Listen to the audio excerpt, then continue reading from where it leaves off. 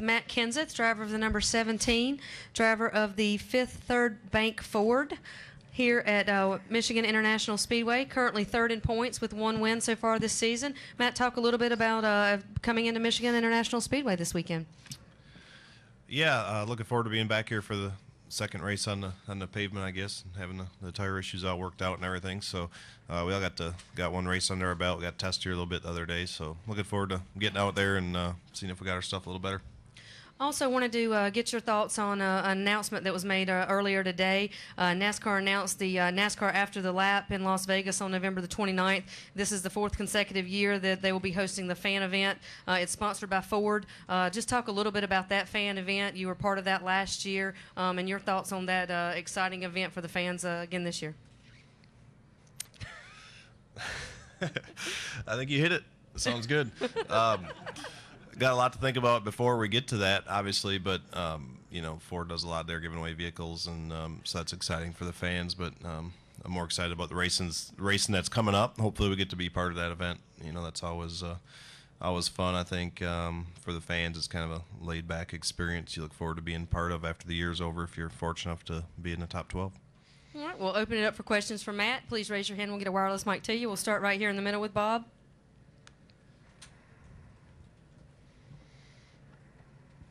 Bob Parker, Sporting News. Does it rankle you or Jack more that you guys haven't won here since 2008 more than it would at other tracks? Not necessarily for me. Maybe for Jack. You know, because it's close to you know, Livonia, where he's done all his work in Roush Industries and Ford and all that stuff. For me, probably not any more or less than any other good track that we go to. I mean, it's been one of our better tracks through the years, so whenever you go to the tracks that you perform better at than others, you always want to try to take advantage of that, and you always hope that those are your best chances to get wins, it seems like. So you always hope to win at those tracks, and when you don't, it's probably a little bit disappointing, especially if you feel like you had one of the better cars. But it's been a good track for us, you know, overall, and hopefully keep that up. Okay, we'll take our next question from Mike here in the middle, then go to Claire and back to Marty. Two things, Matt. MikeHenryspeed.com. What's your impression of how the speeds are going to be different this weekend from June? I think it'll probably be similar to the race, you know, in June. I think it'll be pretty close to that. We'll probably be a little bit faster today in qualifying and in practice, and in the race, you know, always slows up a little bit when you get all the cars out there racing and everything. So I think it'll be similar to that. I believe the tires fairly close to the same as that. It might be a little quicker than that, but I thought you know, it was kind of tough conditions to race in June, but I thought it made a really entertaining race. You know, when somebody got out of the groove or on the restarts and all that stuff, it made it exciting. And yesterday you were among the guys who were at the Ford event. What did you do? You drove some passenger cars on the test track. Tell me about that. Yeah, we typically go up there every year and go to their proving grounds and their test track facility and all that stuff, and get to drive all the new products and beat on them a little bit, and got to go to the truck assembly plant yesterday and kind of hang out. So we spent pretty much a whole day there. It's always a fun day. It's always kind of a long day, but it's always a fun day to go see the new stuff and to drive it and abuse it. Go ahead with your question, Claire. Claire B. Lang, Sirius XM NASCAR Radio. You have an average finish here of 9.3. Are the average finishes sort of out the window with the track surface? You know, can you look at them and even gauge how someone might do here? Well, I think it changes all the time. The surface has certainly been the biggest change here in years, but you know, certainly changing from the old car to this car was a huge change as well. I would say it's about the same as that. So I think you look at the last race a little bit. I thought we performed really well the last race. I think we finished third or fourth or something, and I thought we ran pretty competitively. So I feel good about that. I mean, it's the same track. It's different, but it's the same. So that's the long-winded answer to your question. I mean, you somewhat throw it out the window. I guess it's not the same, but yet things change every year, and this is just a bigger change. Thanks. Okay, we'll take our next question in the back from Marty.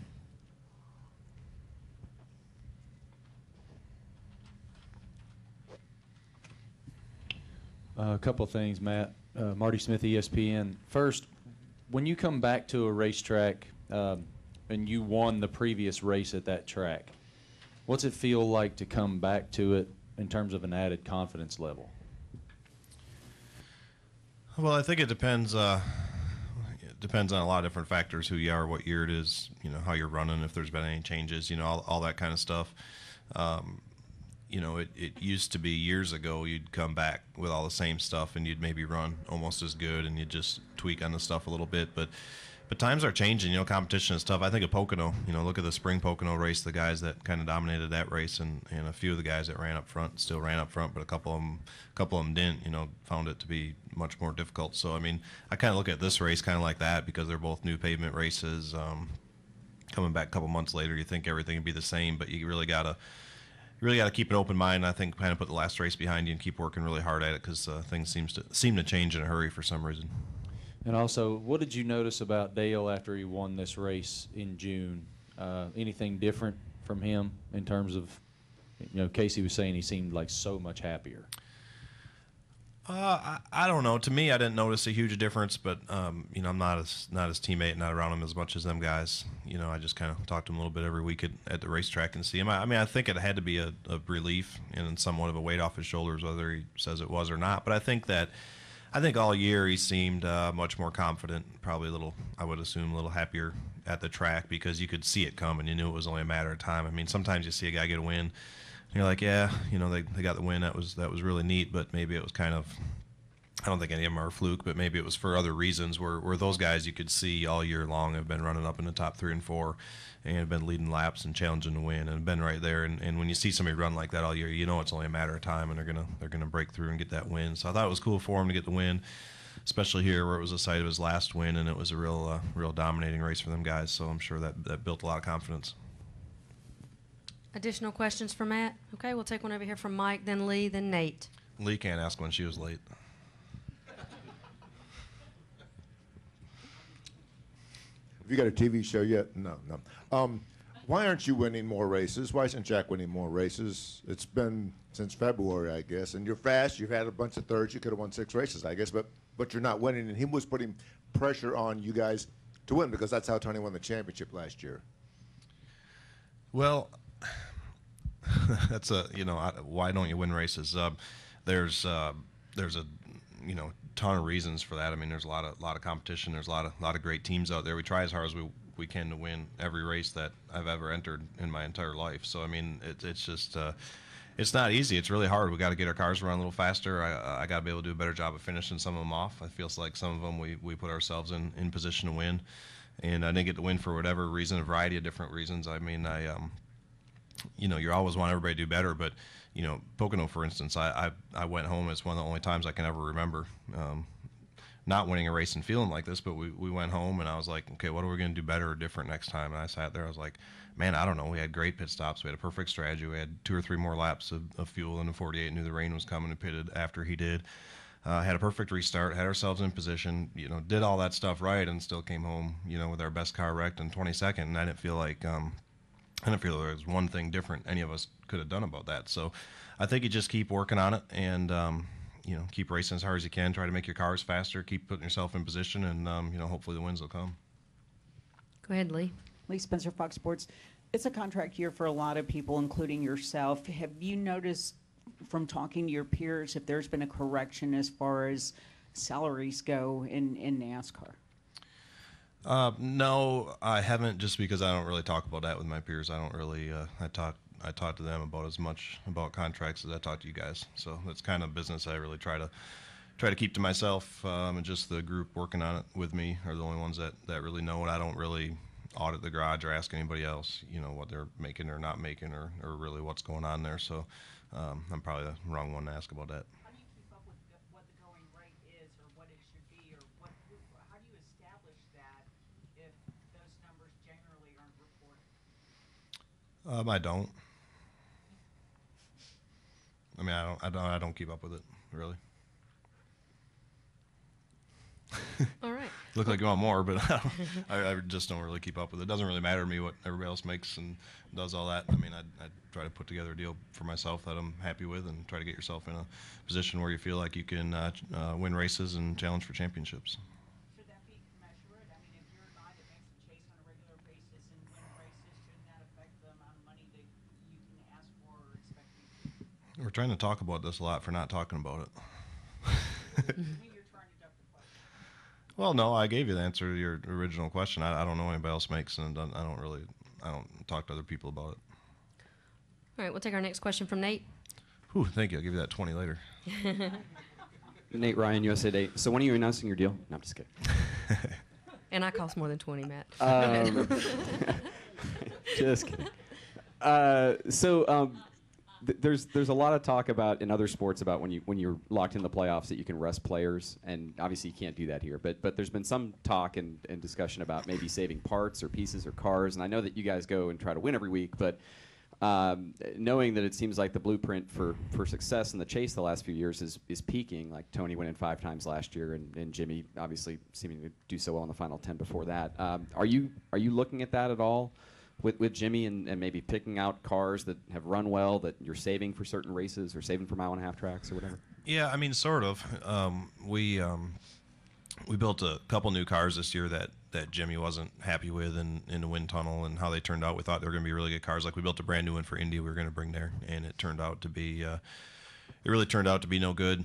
And so we didn't bring it. We brought a car that we thought was going to be better and got caught up in a wreck. And then we had a brand new car that we really liked how it turned out. We brought to Pocono, and it really ran good, and that was going to kind of be our car. We're actually going to bring it back here and try to get it worked out, and I got wrecked at Pocono. So here we got an older car, and Jimmy's got a couple new cars he's trying to, or one especially right now, he's trying to get done and have ready before Chicago. So tried to learn off what made that Pocono car run, and we're trying to duplicate that and have that style stuff ready for Chicago, which these days it's not huge differences anymore, but there's little things here or there you try to do to make them better.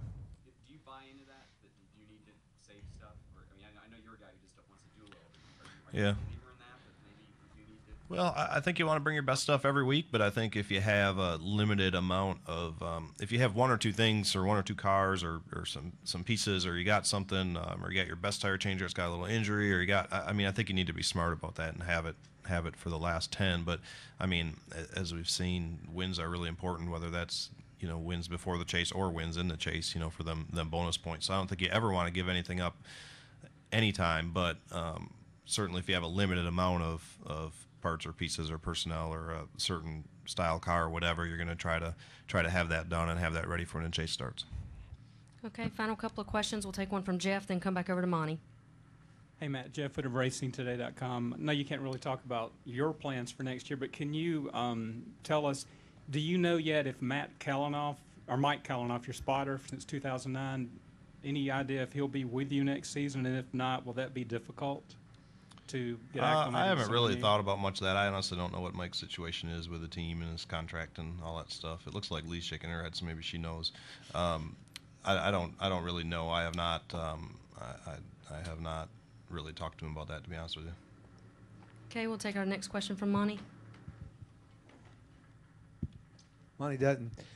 Matt, I find it a little bit amusing when I constantly hear people say, as Tony Stewart proved, you've got to win a bunch of races in the chase to win the championship. Because, number one, Tony Stewart also won a championship without winning any races in the chase. Right. And he won by 0 points over a guy who won none. It seems like to me that if you look at the past, recent years, the guys who've won have won a lot of races, but the chase has also been won by consistency. And I just wondered what your thoughts were about that. Well, I mean, it's going to come off as being smart, but I mean, at the end of after Homestead, you have to have more points than the second place guy. I mean, that's how you win the championship, and how you go about that, can be done a lot of different ways. If you don't have as good an average finish and you've had a couple mediocre runs and whatever, obviously you get bonus points for wins, and that's a way to get more points. But I mean, at the end of the day, it's about having the most points when the checkered flag waves at Homestead. So. It all depends what your competition does. I mean, you wouldn't have needed any wins if Carl would have finished one spot better in one race in the final 10. So I mean, yeah. I mean, you just don't know. You don't know what everybody else is going to do. You go out and race as hard as you can, try to finish as high as you can every week, hope to get some wins, and when it's all said and done, hope you got the most points.